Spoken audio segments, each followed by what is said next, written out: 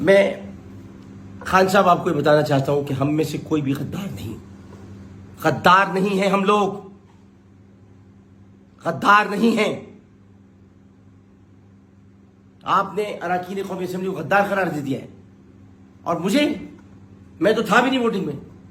मैं तो दिल में तकलीफ थी, अस्पताल में था मैं, और मैं जब पहुंचा तो बहुत देर हो चुकी थी, दरवाजे बंद थे। मैंने तो वोट दिया ही नहीं और आपने मुझे गद्दार करार दे दिया। अब दूंगा। कल तक तुम्हारे साथ था गद्दार, अब उनके साथ होंगे जो गद्दार नहीं है। तुमने जनरल बाजवा को हटाने की कोशिश की।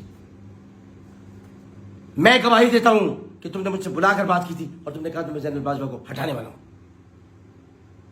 बहुत बड़ी बात कह रहा हूं मैं, और भी बहुत कुछ जानता हूं। अगर बता दिया तो कयामत आ जाएगी। चुप बैठा हूं, चुप। तुम्हारी तरह नहीं हूं जो टेलीविजन पे आके राज खोलता फिरे। तुम्हारी तरह नहीं हूं जो चिट्ठियां लहरा के झूठे खत, जाली खत दिखाते रहे। जाली खत है वो, जाली खत है। लिखाया गया वो खत असद साहब से, और शाह महमूद कुरैशी को शामिल। चुप हूं तो चुप रहने दो, चुप रहने दो, चुप। और तुम भी चुप। तुमने फौज में बगावत कराने की कोशिश की। तुमने कोशिश की कि एक कोर कमांडर को सामने लाकर तुम आर्मी चीफ को हटा दो, हमारे भाजपा को हटा दो। हटा के देखो, तुम्हारा बाप नहीं हटा सकता, तुम्हारा बाप भी हटा नहीं सकता। हटाओ, कर लो कोशिश।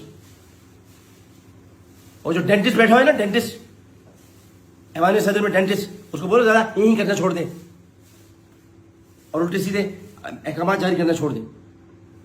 अब मैं ये बात कहना चाहता हूँ खास तौर पर कि जिसकी हम सियासत को बुरा कहते रहे, जिसके लिए हम बुरा भला कहते रहे कि ये फारिग आदमी है, सियासत की सबसे बड़ी बीमारी आसिफ अली जरदारी।